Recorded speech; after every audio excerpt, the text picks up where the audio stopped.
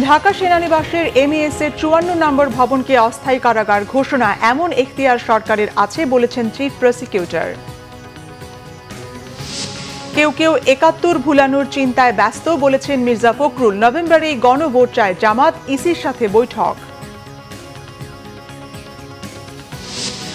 আবার রাজপথে ৭ কলেজের শিক্ষার্থীরা। কেন্দ্রীয় বিশ্ববিদ্যালয়ে আইন কার্যকরের দাবি। পুলিশের লাঠিপেটার প্রতিবাদে শিক্ষকদের বিক্ষোভ। নির্বাচনে ফ্যাক্টর হবে জেন জি প্রজন্ম এবং নারীরা। ২৩% নতুন ভোটার, এখনো সিদ্ধান্তহীনতায় জরিপ পর্যালোচনা।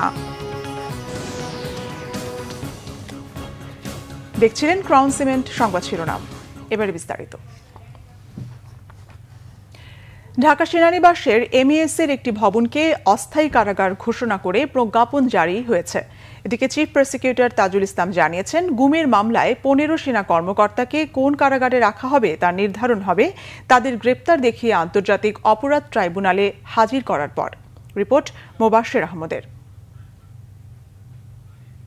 ফৌজদারি কার্যবিধি এবং প্রিজন অ্যাক্ট অনুযায়ী ঢাকা সেনানিবাসের বাসার রোড সংলগ্ন এমইএস এর ৫৪ নম্বর ভবনকে সাময়িক কারাগার ঘোষণা করা হয়েছে।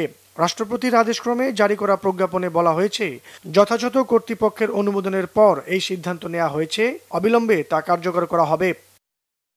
গুমের মামলায় আন্তর্জাতিক অপরাধ ট্রাইব্যুনালে শেখ হাসিনা সহ ৩০ জনের বিরুদ্ধে ওয়ারেন্ট ইস্যুর পর ১৫ সেনা কর্মকর্তাকে হেফাজতে নিয়েছে সেনা সদর। আইন অনুযায়ী তাদেরকে গ্রেফতারের ২৪ ঘন্টার মধ্যে ট্রাইব্যুনালে হাজির করতে হবে। গ্রেফতারের পর তাদেরকেই ওই অস্থায়ী কারাগারে রাখা হবে কিনা তা জানানো হয়নি প্রজ্ঞাপনে। এই বিষয়ে চিফ প্রসিকিউটর জানান, সাবজেল বানানোর এখতিয়ার সরকারের আছে। যদি সরকার কোনো নির্দিষ্ট জায়গাকে সাবজেল ডিক্লেয়ার করে, সরকারের সেই ক্ষমতা আছে কোন জায়গাটাকে তারা জেল ঘোষণা করবেন, প্রিজন অথরিটির আওতায় নিয়ে আসবেন, এটা সরকারের স্বরাষ্ট্র মন্ত্রণালয়ের আওতাভুক্ত। বিভ্রান্তির সুযোগ নেই। এই আদেশটা পালনের ব্যাপারে সেনাবাহিনীর বিভিন্ন পর্যায়ের অফিসকে অবহিত করা হয়েছে। তারা কিন্তু গ্রেপ্তার করবেন না। তারা অবহিত থাকার অর্থ হচ্ছে, যখন পুলিশ এই গ্রেপ্তারি পরোয়ানাটা তামিল করতে যাবেন, তারা অবহিত থাকলে এই পরোয়ানাটা তামিল করতে তাদেরকে সাহায্য করতে পারবেন। সুতরাং অ্যারেস্টিংয়ের পাওয়ার কিন্তু আইন শৃঙ্খলা রক্ষাকারী বাহিনীর, অন্য কারণে। এদিকে জুলাই অভ্যুত্থানে হত্যার ঘটনায় শেখ হাসিনা সহ ৩ আসামির বিরুদ্ধে ট্রাইব্যুনাল ১-এ দ্বিতীয় দিনে যুক্তি তুলে ধরে প্রসিকিউশন। বিচারপতি গোলাম মুর্তুজা মজুমদারের নেতৃত্বাধীন আন্তর্জাতিক অপরাধ ট্রাইব্যুনালে চিফ প্রসিকিউটর তুলে ধরেন শেখ হাসিনার ১৫ বছরের ফ্যাসিবাদী শাসন কায়েমের কথা। তারেক সিদ্দিকী গণভবনে ৪ আগস্ট শেখ হাসিনাকে বারবার বলার চেষ্টা করেছিল যে সেনাবাহিনী যদি গুলি করে কিছু সংখ্যক মানুষ মেরে ফেলে তাহলে বিক্ষোভ বন্ধ হয়ে যাবে।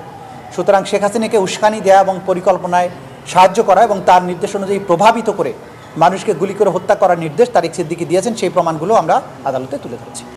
এছাড়া রংপুরে আবু সাইদ হত্যা মামলায় সাক্ষী হাজির করতে না পারায় পরবর্তী সাক্ষ্য গ্রহণের তারিখ আগামী ২১ অক্টোবর নির্ধারণ করেছে আন্তর্জাতিক অপরাধ ট্রাইব্যুনাল ২। মোবাশ্বের আহমেদ, বাংলা ভিশন, ঢাকা। ফেব্রুয়ারির নির্বাচনে গণতন্ত্র মানবাধিকার একটি প্রাতিষ্ঠানিক রূপ পাবে বলে মন্তব্য করেছেন প্রধান উপদেষ্টা অধ্যাপক ডক্টর মোহাম্মদ ইউনূস। রোম সফরের দ্বিতীয় দিনে ওয়ার্ল্ড ফুড ফোরাম WFF এর গ্র্যান্ড ওপেনিংয়ে তিনি এই মন্তব্য করেন। Peace and human rights for all. It is our youth, the young people, full of courage and hope, who led that movement.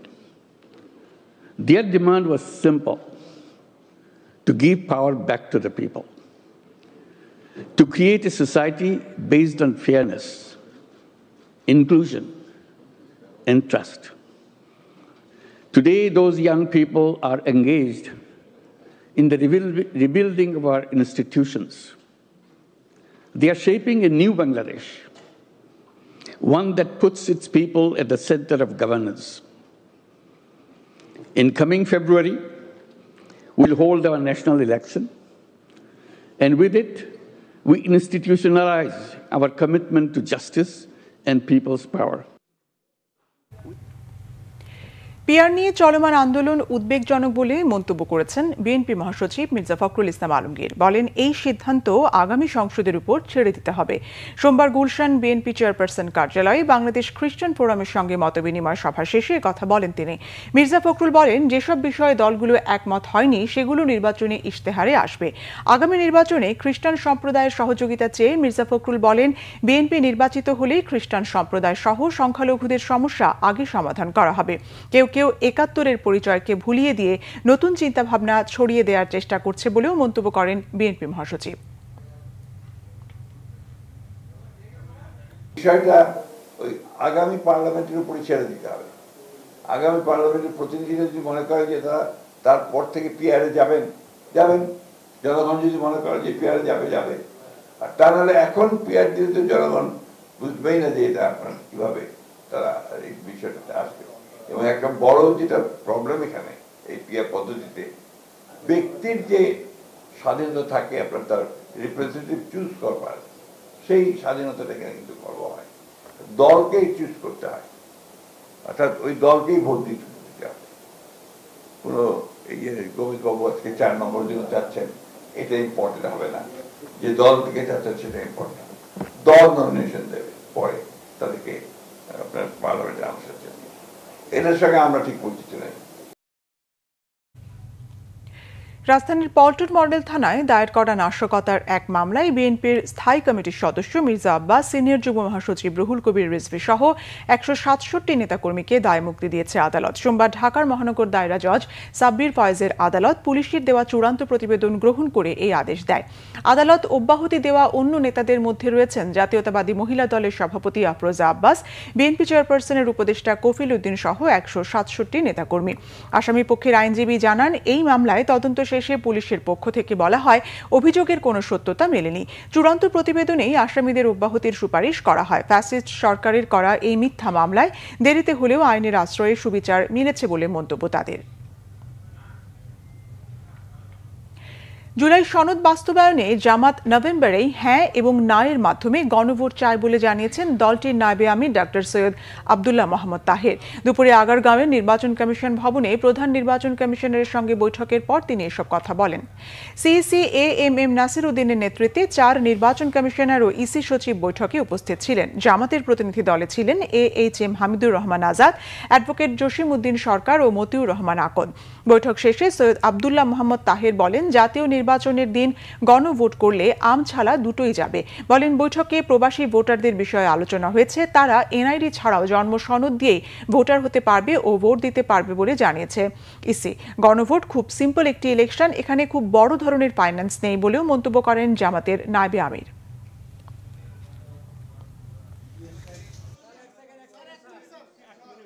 আমাদেরকে কেউ কেউ বলে যে এই নির্বাচন করতে গিয়ে যদি ঝামেলা হয়ে যায় তাহলে জাতীয় নির্বাচনের তো সেটা আবার অনিশ্চিত হয়ে যাবে। তো এই নির্বাচনে যদি ঝামেলা হয় তো এটা তো আমরা আগে একটু বুঝলাম, বরং ভালো যে নির্বাচন আপনি ঝামেলাটা সহ যদি জাতীয় নির্বাচনে যান, ওইটাতে যদি ঝামেলা হইয়া যায় তাহলে তো আমসালা দুটাই চলে যাবে। আমরা অবশ্যই গণভোট আগে চাচ্ছি, আমরা নভেম্বরে গণভোট করার জন্য আমরা বলে আসছি। দ্রুতই 7 কলেজ সমন্বয়ে সেন্ট্রাল ইউনিভার্সিটি অধ্যাদেশ জারি করা হবে। শিক্ষা মন্ত্রণালয়ের এমন আশ্বাসে কর্মসূচি স্থগিত করেছেন আন্দোলনরত 7 কলেজের শিক্ষার্থীরা। সচিবালয়ে শিক্ষা মন্ত্রণালয়ের কর্মকর্তাদের সঙ্গে বৈঠক শেষে তারা একথা জানান। এর আগে সকাল থেকে ঢাকা সেন্ট্রাল ইউনিভার্সিটি আইন বাস্তবায়নের দাবিতে শিক্ষা ভবনের সামনে সড়ক অবরোধ করে আন্দোলন করে সরকারি 7 কলেজ শিক্ষার্থীরা। বিস্তারিত জানাচ্ছেন জিয়া খান। সোমবার বিকেল 4:45টার দিকে সরকারি 7 কলেজের 23 সদস্যের একটি প্রতিনিধি দল সচিবালয়ে প্রবেশ করে। প্রায় 2 ঘন্টা বৈঠকের পর বাইরে এসে তারা জানান আন্দোলন স্থগিত করা হয়েছে। আমরা যখন শিক্ষা উপদেষ্টা স্যারের সাথে কথা বললাম, স্যার আমাদেরকে বিভিন্ন দিক নির্দেশনা দিলেন যে অধ্যাদেশ আসলে কতদূর রয়েছে, এবং স্যারের পিএস তার সাথে আমরা দেখা করেছি, এই জন্য আমাদের অনেক সময় লেগেছে। পিএস আমাদেরকে যেটা নিশ্চিত করলো যে ভাই অধ্যাদেশ প্রায় 80% অধ্যাদেশের কাজ হয়ে গেছে, এটা তারা আমাদেরকে নিশ্চিত করেছে। এবং তারা যে অধ্যাদেশের যে রোডম্যাপ, সে রোডম্যাপের কাগজে দেখিয়ে আমাদেরকে বলেছে যে সত্যিকার অর্থের অধ্যাদেশের দ্বিতীয় ধাপে আমরা রয়েছি, এটা ঠিক, কিন্তু অধ্যাদেশ দিতে এই দ্বিতীয় ধাপটা হচ্ছে সবচেয়ে লং ডিউরেশনের ধাপ। এর আগে পূর্ব ঘোষিত কর্মসূচির অংশ হিসেবে সোমবার সকাল 11টার কিছুক্ষণ পর শিক্ষা ভবনের সামনে অবস্থান কর্মসূচি শুরু করেন সরকারি 7 কলেজের শিক্ষার্থীরা। শিক্ষা ভবনের সামনে সচিবালয়ে যেতে চাইলে পুলিশ তাদের আটকে দেয়। গেল 26 মার্চ 7 কলেজকে আলাদা করে ঢাকা সেন্ট্রাল ইউনিভার্সিটি নামে একটি আলাদা বিশ্ববিদ্যালয় করার ঘোষণা দেওয়া হয়, কিন্তু এতদিনও সেই ঘোষণার কোনো বাস্তবায়ন না হওয়ায় তাদের এই অবস্থান। চূড়ান্ত অধ্যাদেশটা এখন পর্যন্ত দেয় না এবং এক্সাক্ট ডেটটা যে আসলে কবে দিবে এই জন্য ডেটটাও আমাদের এখন পর্যন্ত দেওয়া হয় না। কারণ দেখা যায় বিগত 1 বছর যাবত আমরা যারা আন্দোলন করি বা সাধারণ শিক্ষার্থী তারা বিভিন্নভাবে প্রেশার ক্রিয়েট করতেছে। মেন কথা হলো আমাদের আজকের ভিতরে অধ্যাদেশ এটা জারি করতে হবে। আমাদের অনেক টালবাহানা করতেছি, আমরা এই শিক্ষা নিয়ে বাণিজ্য চলতে দেব না। ঢাকা বিশ্ববিদ্যালয়ে যখন আমাদেরকে আওতাভুক্ত করা হয়েছিল করার পরেই দেখতে আমরা বিভিন্ন বৈষম্য আমরা শিকার হয়েছি। আমাদের দীর্ঘদিন আমাদের রেজাল্ট দিতে অনেক দেরি হইতো। বিভিন্ন বৈষম্য সরকার দেখেই একটা বিবেচনা করে আমাদেরকে ঢাকা কেন্দ্রীয় বিশ্ববিদ্যালয় আমাদেরকে দিয়েছে। শিক্ষার্থীদের অভিযোগ এর পেছনে একটি সিন্ডিকেট কাজ করছে। শিক্ষা ক্যাডারদের একটা হাত আছে, তারা ষড়যন্ত্র করতেছে যাতে 7 কলেজ কোনোভাবেই যাতে সেন্ট্রাল ইউনিভার্সিটি হতে না পারে। তাদের একটা ভয় আছে, চাকরির ভয় আছে। শিক্ষা ক্যাডারের কিছু শিক্ষকরা আন্দোলন করে আমাদের এই অধ্যাদেশটা একটু করে রাখছে আর কি, স্থির করে দিয়েছে। 12 অক্টোবরের অধ্যাদেশ জারি করে না এবং এরই মধ্যে তারাও 2 থেকে 3 বার আশ্বাস দেয় যে আমরা অধ্যাদেশ জারি করব। এরকম যখন জারি না করে তারা এখন বিশিষ্টজনের মতামত নেওয়ার জন্য একটি সময় নির্ধারণ করে দিয়েছে। আমরা বিশ্বাস করি শিক্ষার্থীরা যে এই সময়টা হচ্ছে কালক্ষেপণ করা। শিক্ষার্থীদের আন্দোলন চলাকালে শিক্ষা ভবন হয়ে সচিবালয়ে প্রবেশ ও বের হওয়ার পথে সব ধরনের যান চলাচল বন্ধ হয়ে যায়। জিয়া খান, বাংলা ভিশন, ঢাকা। বাড়ি ভাড়া প্রদান, চিকিৎসা ও উৎসব ভাতা বৃদ্ধির দাবিতে ডাকা কর্মসূচিতে পুলিশের লাঠিপেটার প্রতিবাদে কেন্দ্রীয় শহীদ মিনারে বিক্ষোভ কর্মসূচি পালন করছেন বেসরকারি শিক্ষা প্রতিষ্ঠানের এমপিওভুক্ত শিক্ষক কর্মচারীরা। তাদের 3 দফা দাবি মানা না হলে তা 1 দফা দাবিতে পরিণত হবে বলে হুঁশিয়ারি দিয়েছেন আন্দোলনরত শিক্ষকেরা। শিক্ষা উপদেষ্টার পদত্যাগ দাবি করেন তারা। শিক্ষকরা বলেন, অন্তর্বর্তী সরকার শিক্ষক কর্মচারীদের নিয়ে টালবাহানা করছে। সারা দেশে 30,000 এমপিওভুক্ত স্কুল, কলেজ, মাদ্রাসা ও কারিগরি শিক্ষা প্রতিষ্ঠানে প্রজ্ঞাপন জারি না হওয়া পর্যন্ত লাগাতার কর্মবিরতি চালিয়ে যাওয়ার ঘোষণা দেন তারা। এদিকে শিক্ষকদের কর্মসূচিতে হামলার প্রতিবাদে দেশের সব এমপিওভুক্ত বেসরকারি শিক্ষা প্রতিষ্ঠানে অনির্দিষ্টকালের কর্মবিরতি শুরু হয়েছে। সকাল থেকে স্কুল, কলেজ, মাদ্রাসা ও কারিগরি শিক্ষা প্রতিষ্ঠানে ক্লাস, পরীক্ষা সহ সব ধরনের শিক্ষা কার্যক্রম বন্ধ রয়েছে।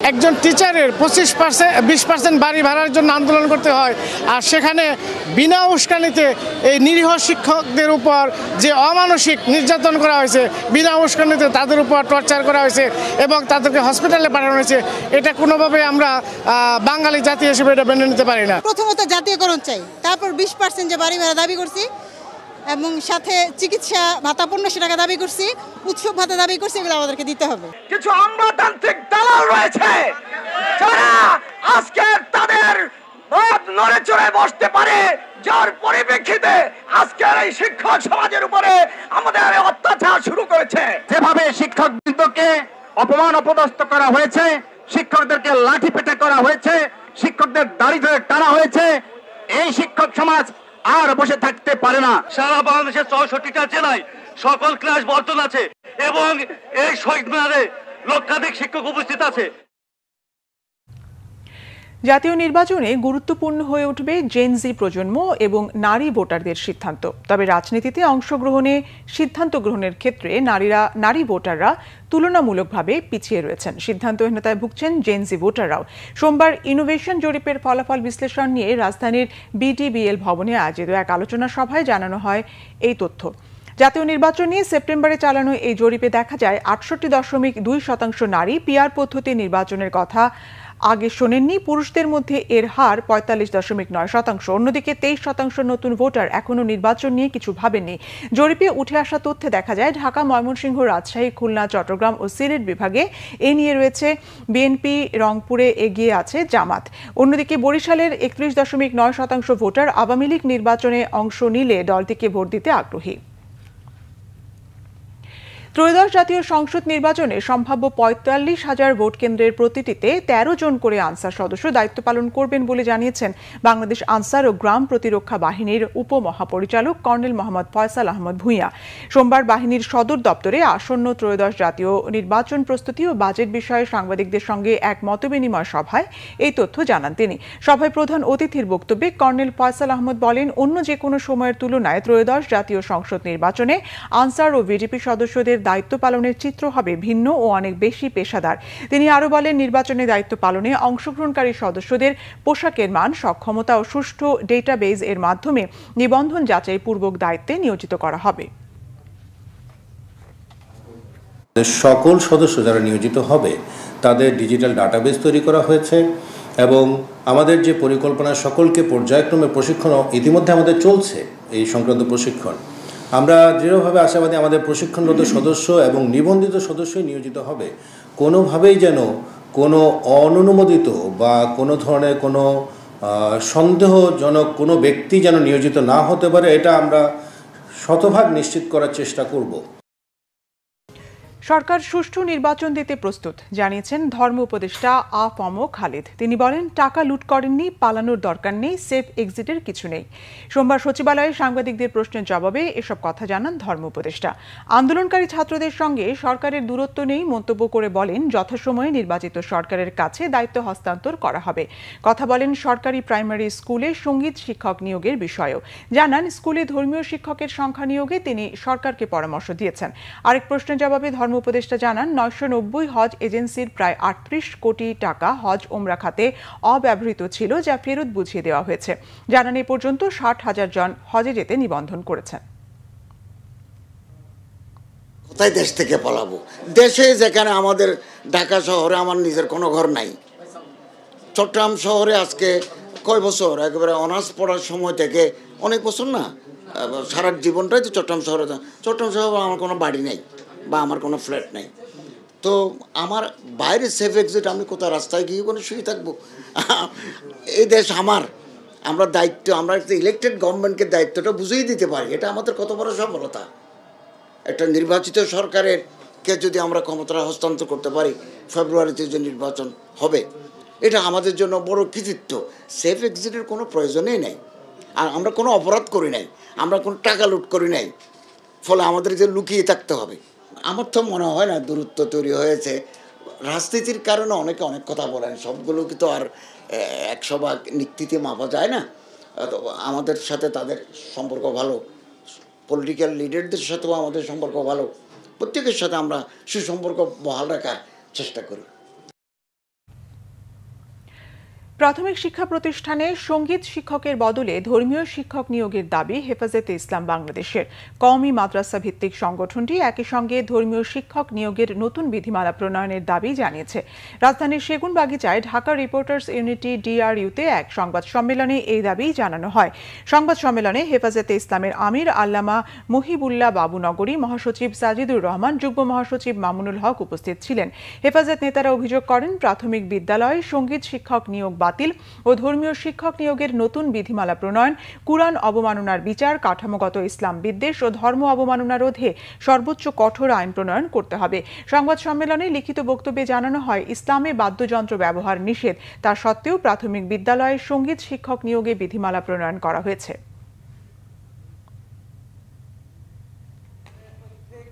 গাজায় যুদ্ধবিরতির পর কাঙ্ক্ষিত বন্দি বিনিময়ও শুরু হলো। দিনের শুরুতে জীবিত 20 জনের মধ্যে 7 জনকে ও পরে বাকি ইসরায়েলি জিম্মির সবাইকে ছেড়ে দেয় হামাস। বিপরীতে অন্তত 2000 ফিলিস্তিনি বন্দীকে মুক্তি দিয়েছে ইসরায়েল। এদিকে মার্কিন প্রেসিডেন্ট ডোনাল্ড ট্রাম্প ইসরায়েলের পথে বিমানে বসেই টেলিভিশনে লাইভ জিম্মি মুক্তি দেখেন। পরে ইসরায়েলে পৌঁছে মূল আয়োজনে অংশ নেন। শহীদ আরাফাতের ডেস্ক রিপোর্টে বিস্তারিত। অবশেষে মার্কিন প্রেসিডেন্ট ডোনাল্ড ট্রাম্পের শান্তি চুক্তির আওতায় গাজায় শুরু হলো ইসরায়েল ও হামাসের বন্দি বিনিময়। চুক্তি অনুযায়ী প্রায় 2000 ফিলিস্তিনি বন্দির বিনিময়ে ইসরায়েলি জিম্মিদের মুক্তি দেয় হামাস। সোমবার স্থানীয় সময় সকাল 8:30টায় শুরু হয় জিম্মি মুক্তির প্রথম ধাপ। গাজা থেকে প্রথমে রেড ক্রসের কাছে জিম্মিদের হস্তান্তর করে হামাস। পরে গাড়িতে করে ইসরায়েলি পুলিশের কড়া প্রহরায় সীমানা পার করা হয় মুক্তি পাওয়া জিম্মিদের। এদিকে মিশরের শান্তি সম্মেলনে যোগ দেওয়ার আগে ইসরায়েলে যান মার্কিন প্রেসিডেন্ট ডোনাল্ড ট্রাম্প। মূলত জিম্মি মুক্তির আনুষ্ঠানিকতায় অংশ নিতেই তার ইসরায়েলে আসা। বিমানে বসেই তিনি সরাসরি দেখেন জিম্মিদের মুক্তি পাওয়ার আনুষ্ঠানিকতা। মার্কিন প্রেসিডেন্টকে রেড কার্পেটের মাধ্যমে সংবর্ধনা দেয় ইসরায়েল। তাকে স্বাগত জানাতে বিমানবন্দরে হাজির ছিলেন ইসরায়েলের প্রেসিডেন্ট আইজাক হারজগ ও প্রধানমন্ত্রী বেনিয়ামিন নেতানিয়াহু। এদিকে গাজায় যুদ্ধবিরতি আলোচনা করতে মিশরের পর্যটন শহর শার্ম আল শেখে শান্তি সম্মেলনে আলোচনায় বসছেন বিশ্ব নেতারা। এতে উপস্থিত থাকছেন মধ্যপ্রাচ্য এবং এশিয়া ও ইউরোপের বিভিন্ন দেশের নেতারা। শান্তি আলোচনায় গাজার যুদ্ধবিরতি চুক্তিতে সই করার কথা রয়েছে মার্কিন প্রেসিডেন্ট ডোনাল্ড ট্রাম্পের। Shahid Arafat, Bangla Vision, news desk. চলতি বছর অর্থনীতিতে নোবেল পুরস্কার পেয়েছেন ৩ জন। নেদারল্যান্ডসের অর্থনীতিবিদ ইউভেল মকিয়র, ফরাসি অর্থনীতিবিদ ফিলিপ আগিও ও কানাডার পিটার হবেট। উদ্ভাবন নির্ভর অর্থনৈতিক প্রবৃদ্ধি ব্যাখ্যা করার জন্য ২০২৫ সালে তাদের নোবেল পুরস্কার দেওয়া হলো। সোমবার বাংলাদেশ সময় বিকেল ৩:৪৫ দিকে তাদের নাম ঘোষণা করে royal Swedish academy of sciences. প্রযুক্তিগত অগ্রগতির মাধ্যমে টেকসই প্রবৃদ্ধির পূর্ব শর্তগুলো চিহ্নিত করার জন্য পুরস্কারের অর্ধেক পেলেন ইউভেল মকিয়র। তার সৃজনশীল বিনাশ প্রক্রিয়ার মাধ্যমে টেকসই প্রবৃদ্ধির তত্ত্ব দেওয়ার জন্য বাকি অর্ধেক পুরস্কার যৌথভাবে পেয়েছেন ফিলিপ আগিও ও পিটার হবেট। পুরস্কারের ১,১০,০০,০০০ ক্রোনারের অর্ধেক নেবেন মকিয়র, বাকি অর্ধেক ভাগ করে নেবেন আগিও ও হবেট। অর্থনীতিতে নোবেল দেওয়ার মধ্য দিয়ে শেষ হল চলতি বছরের নোবেল পুরস্কার ঘোষণা। সংবাদ শেষ করব ক্রাউন সিমেন্ট শিরোনামগুলো আরেকবার জানিয়ে। ঢাকা সেনানিবাসের এমইএস এর ৫৪ নম্বর ভবনকে অস্থায়ী কারাগার ঘোষণা এমন এখতিয়ার সরকারের আছে বলেছেন চিফ প্রসিকিউটর। কেউ কেউ ৭১ ভুলানোর চিন্তায় ব্যস্ত বলেছেন মির্জা ফখরুল। নভেম্বরে গণভোট চায় জামাত, ইসির সঙ্গে বৈঠক। আবার রাজপথে ৭ কলেজের শিক্ষার্থীরা। কেন্দ্রীয় বিশ্ববিদ্যালয় আইন কার্যকরের দাবি, পুলিশের লাঠিপেটার প্রতিবাদে শিক্ষকদের বিক্ষোভ। নির্বাচনে ফ্যাক্টর হবে জেনজি প্রজন্ম এবং নারীরা। ২৩% নতুন ভোটার, এখনো সিদ্ধান্তহীনতায়, জরিপ পর্যালোচনা। এ ছিল এখনকার মতো। পরের সংবাদ রাত 10:30টায়। 9টা নিউজ 20 দেখার আমন্ত্রণ রইল। এতক্ষণ সঙ্গে থাকায় ধন্যবাদ।